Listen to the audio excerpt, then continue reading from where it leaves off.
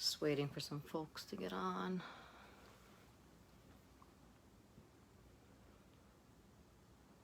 Hello, everyone.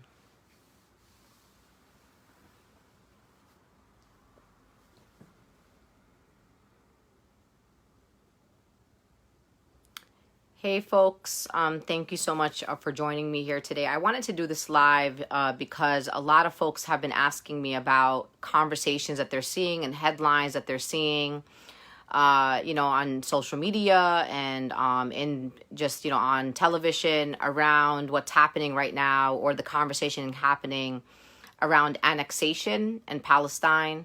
And I thought it was an important conversation for all of us to have together and to get all on the same page. And I just want to preface this entire live by saying that I am unapologetically Palestinian American, that I 100% unequivocally support the boycott, divestment, sanctions movement against the state of Israel, and that I am a supporter of the one-state solution, which means that Palestinians, Christians, and Jews and others would live and coexist together in one democratic state, one vote, one person. That's what I believe. That is the framework in which I'm organizing from and which I believe. And so let me talk to you all a little bit about this moment that we're in and what's actually happening and how Donald Trump also gets involved in this conversation. Right now, the state of Israel is pushing for annexation.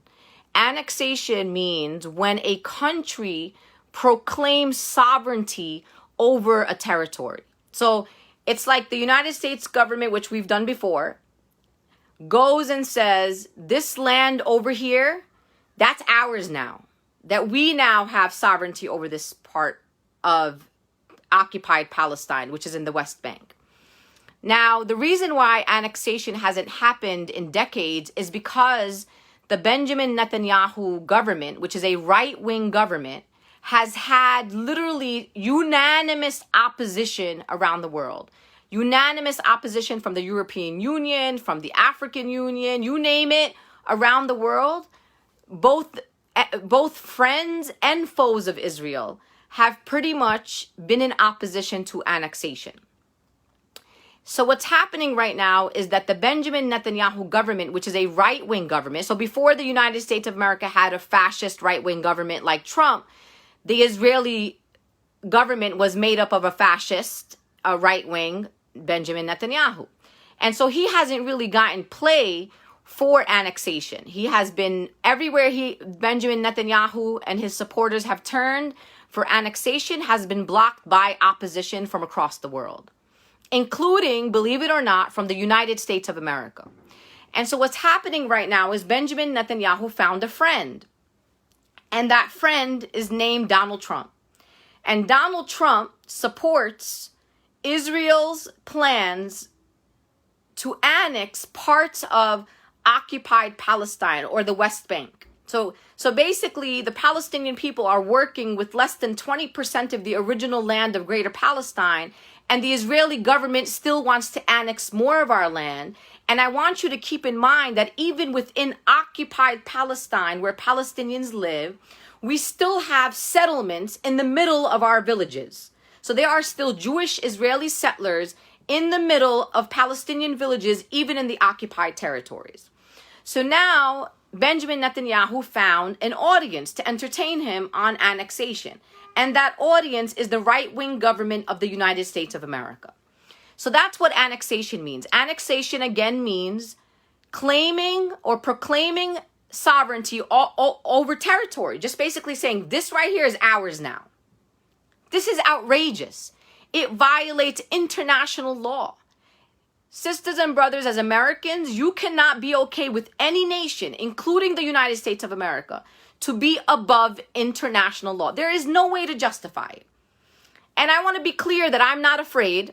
I could have 19,000 headlines tomorrow about everything that I'm saying today, and I'm not afraid. Because I'm going to speak truth to power, and I'm going to speak the truth because I'm going to fight for my people. And I'm going to fight for the Palestinian people. The Palestinian people are deserving of voices like ours. So here's for folks who don't know much about this conflict and where we are today. Decades ago, many people will say, my mother if you're a little older, you might have been yourself an activist against South African apartheid. And we should have all, as Americans at the time, been against South African apartheid. Unfortunately, the American government supported South Africa. They were not against South African apartheid. The United States of America was on the wrong side of history when it came to South African apartheid. Guess who else was on the wrong side of history around South African apartheid? The state of Israel was on the wrong side of history. So what I'm trying to get folks to understand is there's a lot of propaganda. There's a lot of public relations that happens when it comes to the state of Israel. What I need you to understand is that if you want to say you are on the right side of history, you need to be on the side that's calling for the human rights and self-determination of the Palestinian people, calling for the end of the occupation of the Palestinian people. You need to be calling for a democratic state where all those who reside there, Palestinians, Muslims, Christians, Jews, atheists, and others, live together in safety and security, where there is a government, where everybody has a vote. I want you to imagine this for a second, because you have to visualize what I'm saying. There's the state of Israel, and there are two occupied territories. There is Gaza, there's the West Bank that is occupied. And then there's Gaza, which the Israeli government will tell you that they have withdrew from.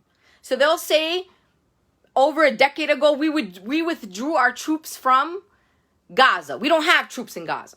So I want you to visualize this for a second. The Israeli government withdrew troops from Gaza, but they control the borders, they control the airspace, and they control the sea. So I don't care if there's no Israeli soldiers within Gaza. The fact that the Israeli government literally controls the borders, controls the airspace, you control the sea. The people of Gaza live in the world's largest open air prison. That's just the fact of the matter. That's not an opinion. It's not an observation. Every single major human rights organization in the world has said that Gaza is the world's largest open air prison.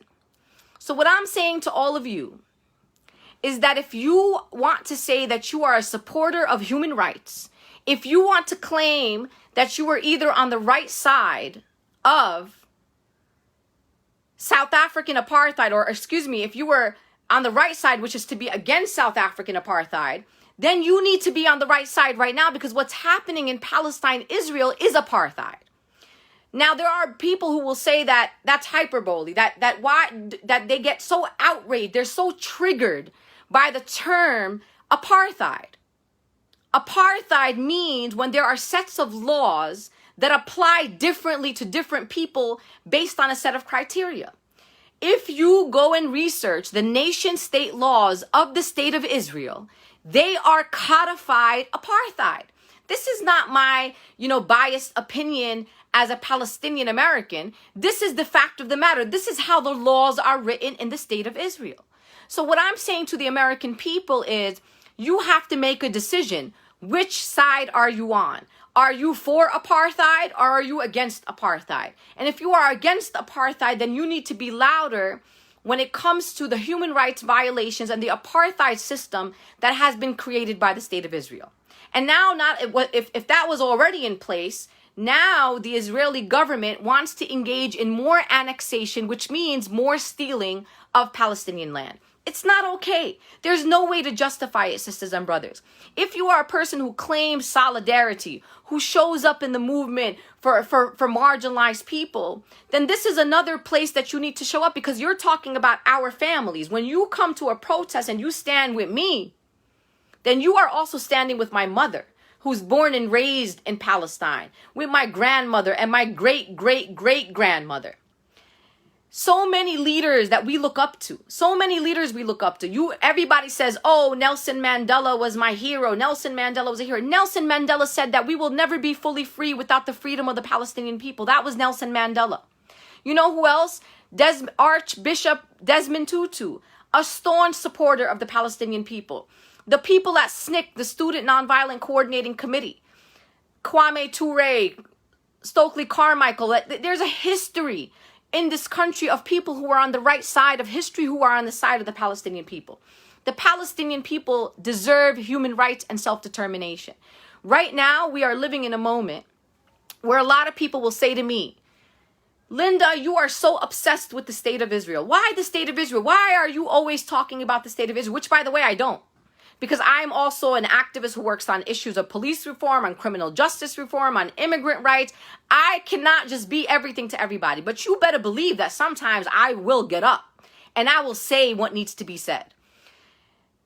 Why the state of Israel? But let me just be very clear, because people will say, Linda, there are many countries that engage in the human rights violations of people. Of course there are. North Korea is a great example, violating the human rights of the North Korean people. Saudi Arabia, one of the biggest purveyors of violence and violators of human rights that ever existed. Yes, Saudi Arabia, and I have no shame of saying that. I am not afraid to say that. China, their treatment of the Uyghur Muslims right now. We literally have Muslims, Uyghur Muslims in China right now who are in concentration camps right now today as we speak. And I have no problem standing up for Uyghur Muslims and calling on the Chinese government. And if we got to sanction the Chinese government, well, let's do that too. I got no problem saying that. But I don't pay the Chinese government to put Uyghur Muslims in concentration camps. We do not fund the human rights violations of the North Korean people. That's just not what we do. My taxpayer dollars, that's not what we do. The reason why you hear so much about the state of Israel is because Egypt and Israel take 75% of U.S. military aid. So when you're out in the streets fighting and you're saying Medicare for all, we need health care for all people, we're in the middle of a pandemic and our state governments were like, we don't have enough PPE, we don't have enough ventilators, we don't have enough resources, we don't have this, and everybody's fundraising and people are putting money out of their own pockets. We have governors and mayors calling on layoffs of teachers. We're closing schools. We've closed hospitals. We have rolled back programs like in New York, the summer youth employment. We have literally everywhere you turn, someone's like, we don't have money. We don't have resources. We don't have this, Linda. We cannot do this program. We cannot support the American people. We cannot alleviate poverty in America. Why? How is that possible? When you find trillions of dollars over the last decade to give to the Israeli government to violate the human rights of the Palestinian people. Explain to me how you could be fighting to open schools in Chicago or to fight against hospital closures when our government is literally giving away our taxpayer dollars without any standard, without any criteria or qualifications. So and I'm not saying don't give countries money. There are many nations who are deserving of humanitarian aid. There are many people who deserve the support of the American people and the support of our American government. That's not what I'm saying. But if I'm going to give money, my taxpayer dollars, to a nation, what I'm expecting is that nation must adhere to some sort of criteria. The basic criteria is that you cannot take taxpayer dollars, you cannot take funds from the United States government if you are engaging in human rights violations. Does that sound reasonable to everyone? Am I crazy to say that if you are going to take my taxpayer dollars, if you are going to take resources from the American government, the most basic thing that you could adhere to is not be violating the rights of human beings? That's what I'm saying. So when I say the state of Israel, what I mean is, as an American, I am saying, how can we allow for the state of Israel to receive our taxpayer dollars with no standards as they continue to use our resources to occupy, vilify, dehumanize the Palestinian people? It's not okay. And I'm going to keep saying that it's not okay. Because you know what? Even if I wasn't a Palestinian, I would still say that about the Palestinian people. I have seen so much courage in this country. Young black activists. I have seen young Latinos, young progressive Jews. And to be honest, not just young progressive Jews, intergenerational Jews who have stood up and said, we stand with the Palestinian people. We are a people whose faith teaches us human rights. We believe in justice.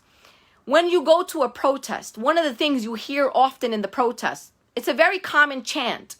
We say it all the time, and sometimes we don't actually absorb what we're saying. We say that we say no justice, no peace. That is exactly what we mean.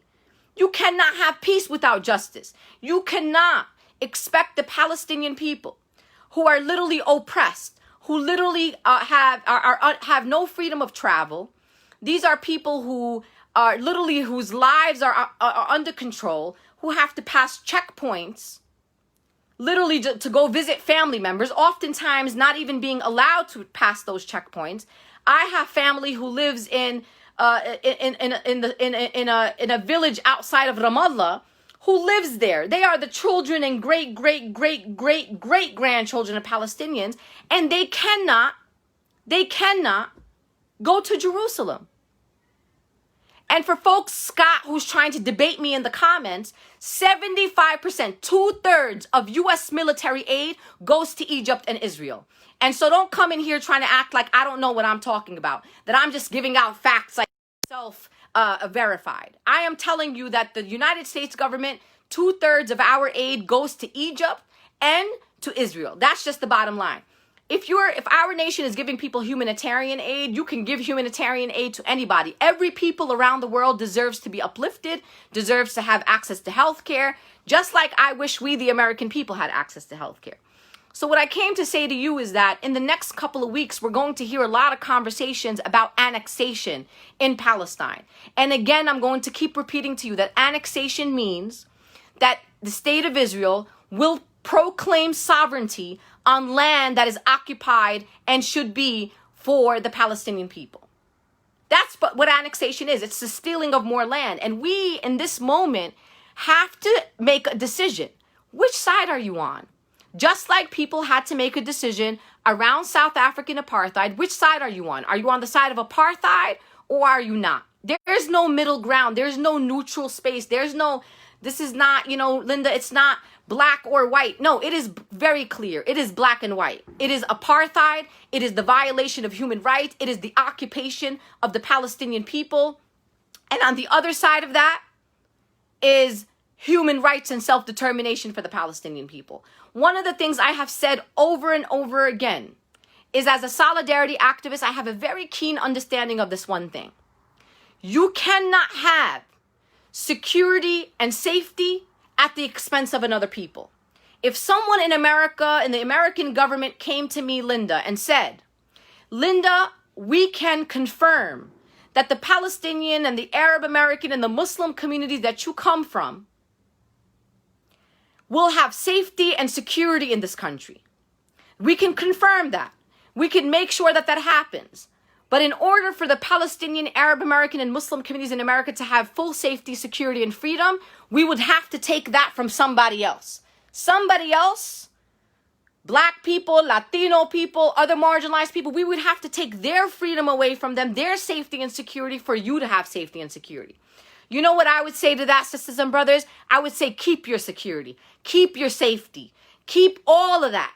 Because unless all of us are safe and secure, none of us are safe and secure. So I don't understand how people can justify the safety and security of one people, the self-determination of one people, at the expense of another people. Why can't we fight for the self-determination of all people? What's the problem there?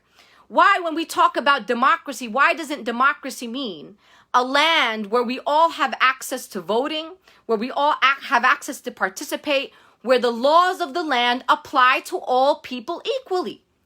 Isn't that what we're fighting for in the United States of America? Isn't that why you are on the streets? So why is it okay for us as the American people to be on the streets demanding to have equal access to participation in this democracy, demanding that the laws of this land apply to us all equally?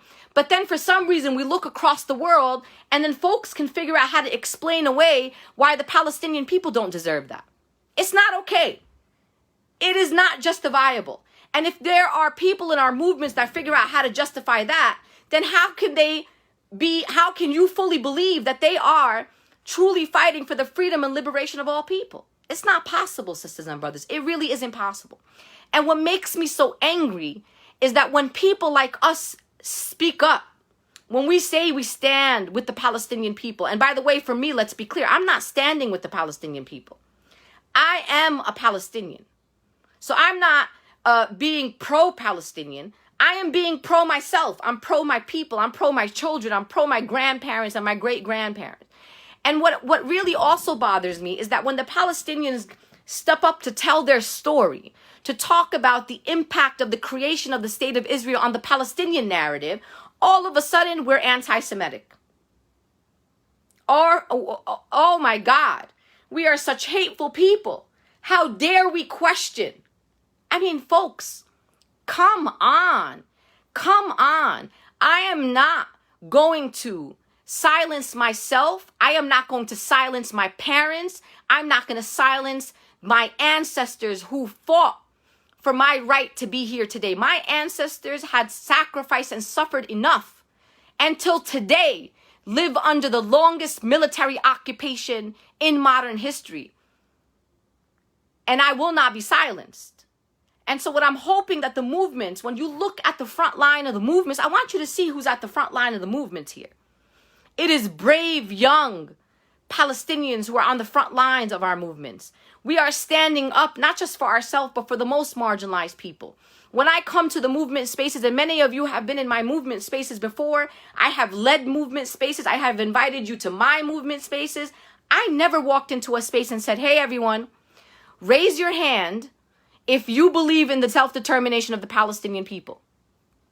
That I will not come to this table unless you believe what I believe. What happens is when I come to movement spaces, when other Palestinian Americans are in movement spaces, people ask us what our story is, what brings us to the table. Why are we here? Why are we at these tables? What are we doing here? And I say to people all the time, and I'm going to say it to you here again, and I've said this a million times before. A lot of people always ask me, they say, Linda, we see you out here, in the movement against police brutality, in the movement for criminal justice transformation. We see you in the movement for Black liberation. And they actually say, why? You're Palestinian. You're not Black. Like, explain to us how that works. And so here's why, and I'm going to say this for the last time. The reason why I, as a Palestinian, show up in Black liberation spaces is because I believe that when Black people are free, fully free, and I don't mean semi-free or a little free or kind of free, I mean fully free. When Black people are fully free, all of us will be free. And so I am committed to Black liberation because I know that when we lift Black people, when Black people have access and are thriving in this world, when they are able to live in their full selves, all of us will be able to live in our full selves. And I just want to make a couple of clarification about the movement for Black Lives and about Black Lives Matter movement and what many of the organizers believe and what the positions of many of the organizers who are part of this kind of modern day civil rights movement. And I want to make it very clear because I'm the one that hangs out with them. They are my friends. They are people that I build with. They are people that I've gotten arrested with. They are people that I've been in movement spaces with, that I have long-standing relationships with. I'm talking about people I've known for 15 years, 20 years in this movement. These are folks who believe in the self-determination of the Palestinian people. The movement for Black Lives has a divestment investment platform. They believe and they support the boycott, divestment, sanctions movement because the Black Lives Matter movement is a human rights movement. They are people who do not believe in American exceptionalism. They are not people who believe that only people in America should be free. The Black Lives Matter movement believes that everybody should be free in every corner of this world, that Black people in every corner of this world deserve to have full freedom. The Black Lives Matter movement is in solidarity with undocumented people. They are in solidarity with all marginalized people, with the people of Brazil. They are in solidarity with indigenous peoples all over the world, including the indigenous people of the Americas. The Black Lives Matter movement, they are in solidarity and have been in full, unequivocal solidarity with the Palestinian people. So don't let people change the narrative right now. Don't let people tell you what people believe and then you start putting conditions on supporting the movement for Black Lives or the Black Lives Matter movement based on what makes you comfortable. This is not how the world works. The movement for Black Lives, the Black Lives Matter movement supports the self-determination of the Palestinian people. They believe that the Palestinian people deserve full human rights and no less than that. You can't change the narrative. You can't start writing and trying to explain otherwise. That is who the Black Lives Matter, when we walk into the streets, when being led by Black women, many of which are anti-Zionists. That's just the bottom line. That it's not about this conflation that people want to impose on us. You can't tell us what we mean. You cannot tell us what you may interpret something that people in the movement say or do in a way that maybe makes you uncomfortable or that you think is wrong, but you can't tell me what I feel. You can't tell me what I believe. My belief is in my heart. My belief is in my mind, and my beliefs are also in my everyday work. My track record is very clear. And if you're going to be someone who opposes the liberation of the Palestinian people, if you're going to be someone that's going to defend the annexation and stealing of more Palestinian land, that you are not aligned with the current movement that we are in. That's just the bottom line. You want to show up, you can show up. No one is going to tell you that. But in the platform of the movements that we are in right now, we are a movement that is against anti-Black racism, against xenophobia, against homophobia, against transphobia, against Islamophobia, against anti-Semitism, against ableism, against sexism and misogyny. That's the movement that we're a part of. And so if we're going to be against the violation of human rights, we're going to be against the violation of human rights everywhere. So you can't change that narrative. That is a platform that has been written and led by Black organizers in the movements that we are a part of. It is very clear to me. It has been there. And I am so grateful for the leadership and the courage of these organizers, the ones that I follow, who have been unequivocal supporters of the Palestinian people and have been in unequivocal, like it's like it's no question about it. Like I know it because I'm there. You cannot determine something from being on the sidelines. You can only determine and know the hearts and minds of the people if you are building with these people. If you are building with us in the movement, then you would know what we mean. But then when you are observing from afar, because you are not sacrificing your life for those on the front lines or for those most marginalized in our communities, you can sit at home and try to reinterpret and try to be divisive in the movement. But if you are at the table with us, if you are in our movements with us, you would understand exactly what we mean. We are unequivocally standing with the Palestinian people. We believe in their self-determination. We believe in human rights for all people around the world. I believe in the human rights. I believe every single human being has the right to live with dignity, with respect, that freedom of education, freedom of speech, freedom of travel, freedom to thrive and to dream and to imagine a world where they can go abroad and go to school and become doctors and lawyers and be pilots and be engineers and be social workers and be nurses and be anything that their heart desires. And that is what I want for the Palestinian people. And so when it comes, and I want to be very clear also, because they don't tell you everything. In the state of Israel right now, today, there is a movement of human rights activists, many of which are Israeli Jews, who are in opposition to annexation. They have protested on the streets. They have had full-blown thousands and thousands of Israeli Jews have went to the streets of Israel to stand up against the Israeli government, to proclaim that they are in solidarity with the Palestinian people, to say loudly that they oppose annexation in this movement. There are hundreds of Jewish rabbis in America, in the United States of America, hundreds of Jewish rabbis, leaders of Jewish organizations that have come out publicly in opposition to annexation. So don't listen to the propaganda. The majority of people around the world, including Jewish Americans here in the United States of America, and including Jews who live in Israel, who are in opposition to the annexation, and they are also in opposition to the occupation of the Palestinian people. That's just the bottom line. If anyone ever tells you that the majority of the Jewish people support annexation and support occupation and violating the human rights of the Palestinian people, they are lying, because that is not true. And so all I want you all to understand is that we are in a very critical moment in history. The world is transforming around us. It literally, today, it's like I feel it. Everything is within reach. Everything is within reach. I need you to educate yourself. I need you to question everything. Do not just believe everything that is being told to you. The Palestinian people are an oppressed people. living under the longest military occupation in modern history. The people of Gaza are not living under occupation. They are living in the world's largest open air prison. And that's just very important. And so if you want to be a supporter in this moment, you need to support the coexistence of the Jewish and Palestinian people on that land. You need to support laws that apply to all people the same. You need to support human rights for all people. That's really what it is.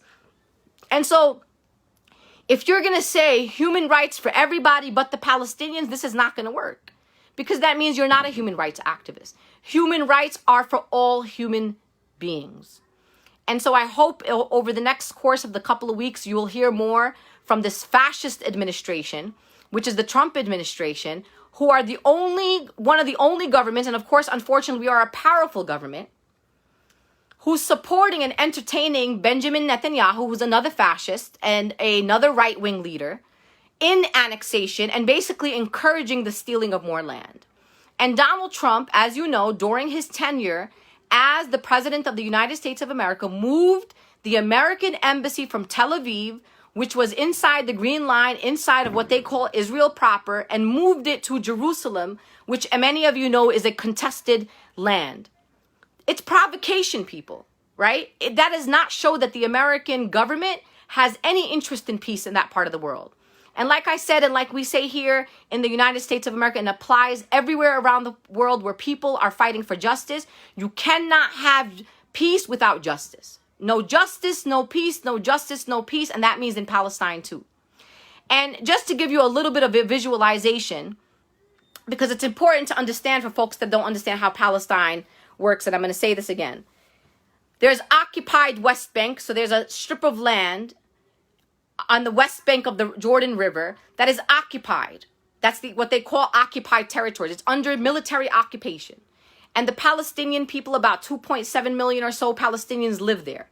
And then within that land that is supposed to be the Palestinian territories, we have Israeli settlements, literally, boom, in the middle of our villages. Like literally in one village, there would be a fence that encompasses an Israeli settlement in the middle of our villages. Just imagine that. Imagine in your neighborhoods, out of nowhere, you wake up one morning and an entire barbed wire fence goes up, and in the middle of that, whoever lives there becomes part of the Israeli settlement, oftentimes stealing the homes of Palestinians. Settlements, as you know, violate international law. And it's for some reason, we allow the state of Israel to violate almost every international law. And it doesn't seem like anyone has figured out how to hold them accountable. And now they want to engage in more annexation, the Israeli government, and they want to take more land and proclaim more sovereignty over Palestinian land. And they found Donald Trump, who's entertaining them. Believe it or not, the United States government has been in opposition to annexation, both by Republicans and Democrats. So imagine that. Republicans and Democrats finally agree on one thing: settlements are bad and annexation is bad. And then they find Donald Trump, and Donald Trump was like, I got you, Benjamin Netanyahu. You do whatever it is that you need to do. It's not okay. There is no one who can come here and explain and try to justify annexation, justify settlements, Israeli settlements within Palestinian villages. You just can't. You cannot. You cannot justify it. And you can say what you want about me. You can call me all the things that you want, because I know what you called people who stood up against South African apartheid. I know how you vilified them. I know how you dehumanized them. I know the punishments and consequences that college students on college campuses who are standing up against South African apartheid experience. I know that. So that's why I'm not afraid today, because I'm not more honorable than the people before me who have stood up for human rights, who have gotten vilified before. So what I'm saying to all of you today is I'm asking you to be on the right side of history. I want you to know that Nelson Mandela and Archbishop Desmond Tutu are just two South African leaders who have been in unequivocal support of the Palestinian people and their self-determination and their full freedom. So if you were against South African apartheid, or if you're younger now and if you were old enough would have been against South African apartheid, then you must be against the apartheid that the state of Israel has created when it comes to the Palestinian people. All I'm asking of you is that when you look at someone like me, when you look at my children, when you look at my grandparents, I want you to say, you know what? Linda's family deserves human rights. They deserve to have freedom. They deserve to go from a small village in Palestine and the occupied territories. They deserve to be able to travel, for God's sakes, to Jerusalem. Let me tell you one quick story before I get off the slide, before my phone dies. A couple of years ago, I went to Palestine. And I took my children, and I was so excited. I paid like $1,700 per ticket. It's so expensive to go to that part of the world, as you all know. So we get to Palestine, and I'm so excited, and I'm telling my kids one morning, I said, you got to go to bed early because tomorrow morning we're going to Jerusalem. And I'm so excited about it. I wanted to take my kids to the Holy Land. I wanted to show them the Al-Aqsa Mosque, you know, the Dome of Rock. I wanted to show them the Church of Nativity. I wanted to show them where Jesus was and share with them all the history that my parents taught me about Jerusalem, which is a beautiful land, which is, a beautiful place that, you know, both, you know, Jews, Muslims, and Christians all have ties to as Abrahamic faiths. So in the morning, I wake my kids up. I'm like, everybody wake up. It's really early in the morning. We have to take buses from Ramallah to Jerusalem. And so my daughters get up and they start waking up their cousins because, you know, we're sleeping obviously in a house with all the cousins are around. And then all of a sudden, a lot of their teenage cousins get up and they're like, we can't go. And so my kids were like, what? What do you mean you can't go? I'll ask your parents. Like, what's the problem? What do you mean you can't go? They said, no, we do not have the travel documents to go from Ramallah, Al-Bira, where we are from. We are in occupied West Bank. We are from a village called Al-Bira. The people of Al-Bira, many of them do not have travel documents to be able to go to Jerusalem, particularly their male cousins. And so my kids came to me, and you already know, I created beautiful, beautiful protest monsters.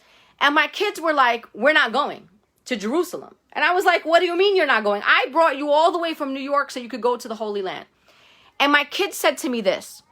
They said to me, if my cousins who live here, literally 10 miles away from Jerusalem, cannot go to Jerusalem, we are not going to Jerusalem. And I'm not going to lie to you, I couldn't fight my kids because that's what I taught my children. I taught them to stand up for justice. I taught them to speak up when they knew something was wrong, when something was unjust. And that's what happened. And so my kids went all the way from the United States of America, all the way to the West Bank of Palestine, to the occupied territories.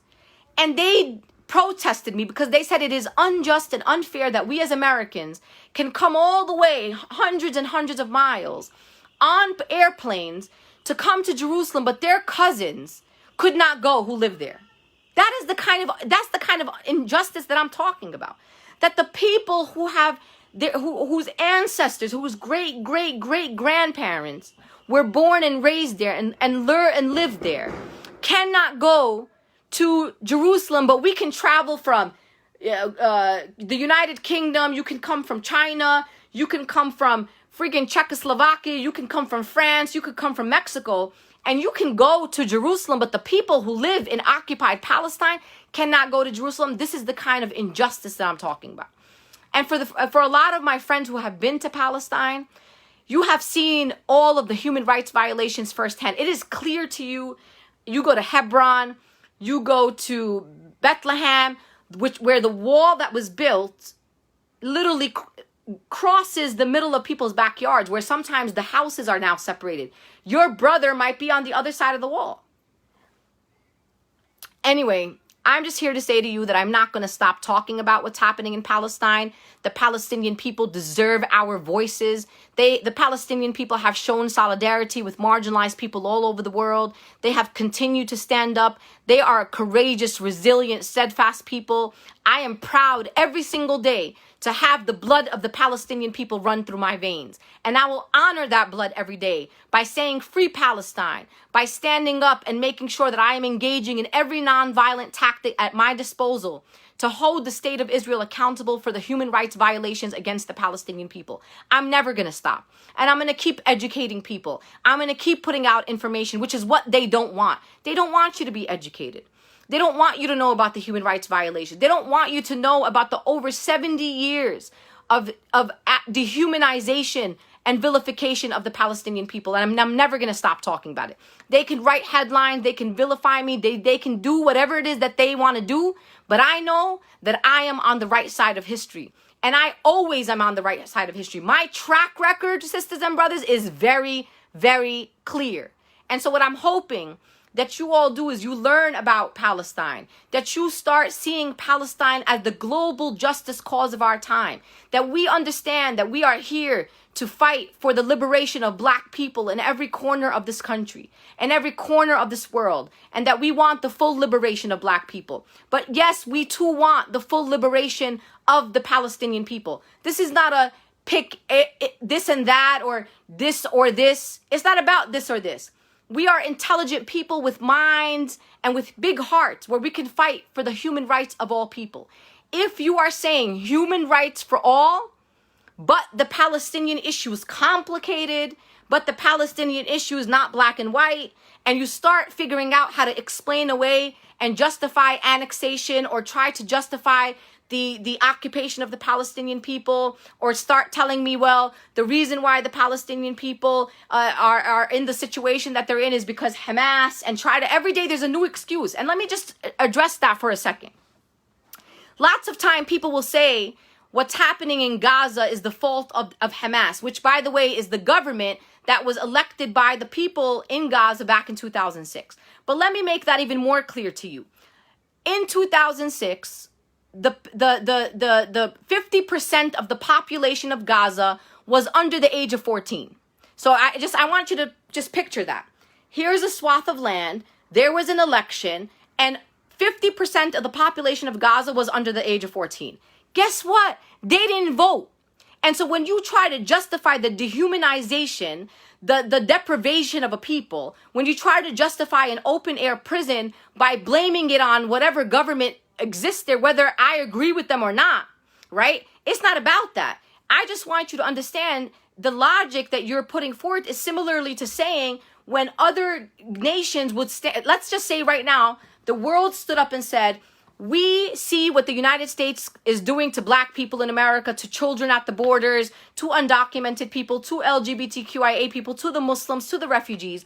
And we are going to sanction and punish the entire American population, the entire American public, because Donald Trump is our president. How can we support the collective punishment of an entire people? There's no way to justify that. There is no way to justify the deprivation of the Palestinian people in Gaza, regardless of who their government is. The Palestinian people in Gaza deserve to go to school. They deserve the freedom of travel. They deserve to dream. They deserve to have aspirations. They deserve to have clean water. They deserve to have clean water. They deserve to have clean water. Sisters and brothers, when we talk about Flint, we talk about Newark, we talk about parts of the world where people don't have access to clean water, Gaza is one of those places. Do you not believe that the people of Gaza deserve access to clean water? Come on, folks. Like the people of Gaza are human beings. We don't have to agree with their government to then support their right to freedom, their right to be able to control their borders, to control their airspace, to control their seas. The Israeli government restricts Palestinians in Gaza oftentimes from fishing. Sometimes they will say, this whole week, this whole month, this whole 6 months, I don't know, this season, you're not even allowed to fish. This is life. And so all I'm saying to all of you is I appreciate you for listening to me. I am so sorry. I'm so just outraged thinking about that the Palestinian people could be losing more land right now. And that we, the American people, continue to fund an illegal occupation of the Palestinian people. Like we cannot continue, this generation cannot be the generation that allows that to happen. So as we're trying to transform the world that is around us, we have an opportunity to transform the way we show up, not only here in the United States of America, but we have to show up as purveyors of human rights all over the world. That's it. So I appreciate you. I appreciate all of you. I hope that you choose to be on the right side of history. And the right side of history is to be and stand up for the rights of all people, including the Palestinian people in Palestine and Gaza.